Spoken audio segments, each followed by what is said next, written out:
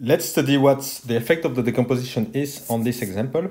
So we have two activities that can be scheduled over this time interval that is represented between the brackets. Okay, you can put the activity 2, for instance, there and up to there. Okay, same for activity 1. And the specificity in this small instance with two activities is that you have only a capacity of 1. And the capacity of 1 means that the two activities cannot overlap in time. And what kind of deduction we can make on this problem is the following. We can see that the activity 1 will always overlap this small region that you see here. Okay, if you decide to schedule it at its earliest time, which is 4, then you would overlap this region. And if you would schedule it at this latest time, which means 6, you would get this. You see that you also overlap this region. So whatever you decide, you will always overlap this region here. Okay, which is interesting because now you can prove that the activity 2 must be pushed at least there. Okay, and so you will be able to prune this region for the starting time and say that the activity 2 should start there. And so the starting time of the activity 2 will be fixed in practice after this. And what we want to see is if the decomposition that we have made just before is able to do this deduction. Okay, let's see that together. So these are the domains of the starting time and ending times of the two activities.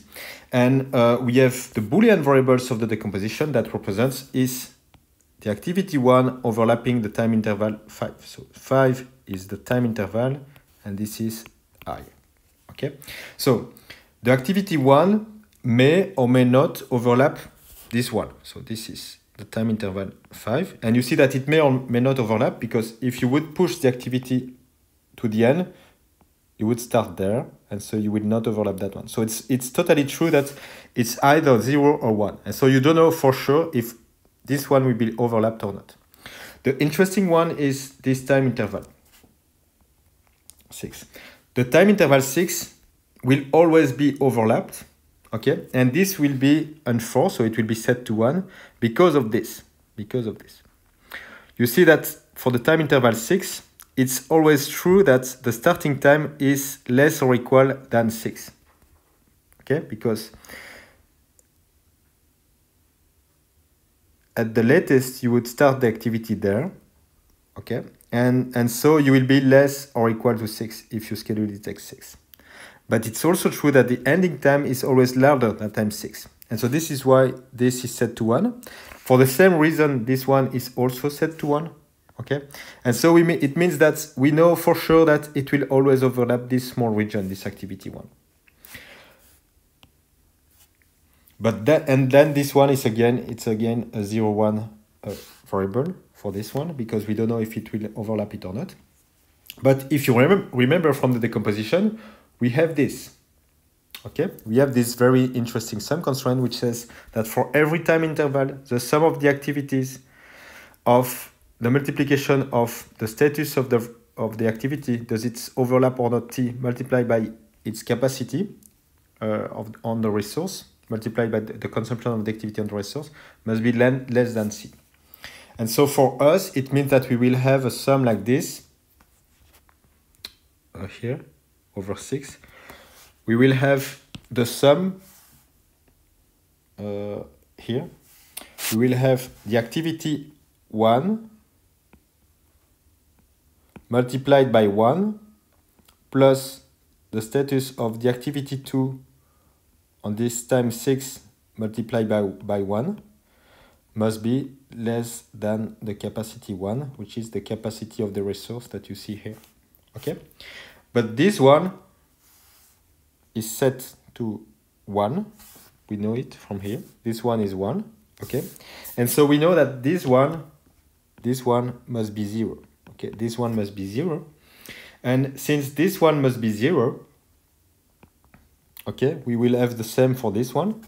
Okay. For 027, it must also be 0.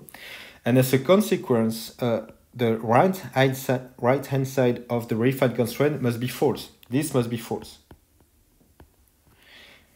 But this is already true, and it means that this part must be false. Okay, I will set it in yellow. So this part must be false. So the starting time of the activity 2 cannot be less than 7.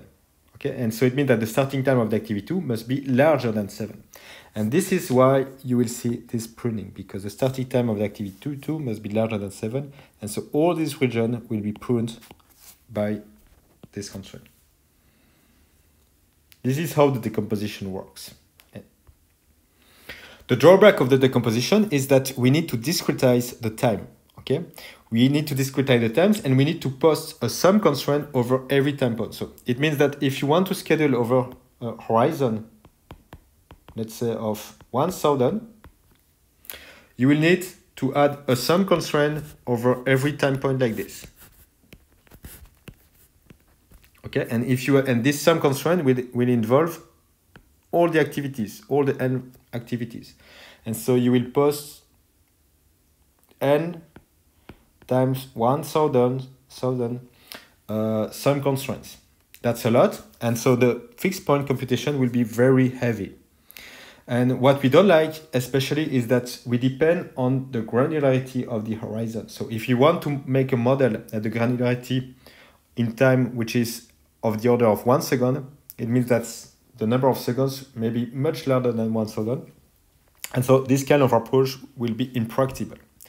So the objective would be to do exactly the same filtering as what we have seen with the decomposition, but much faster. And ideally, we would like to have a filtering algorithm able to execute in time proportional to n, the number of activities, and not proportional to the granularity of the time. And we will call this new filtering the timetable filtering, and we see that there is an algorithm to do the same filtering, which will take n times square, order of n square. And this is what we will see now.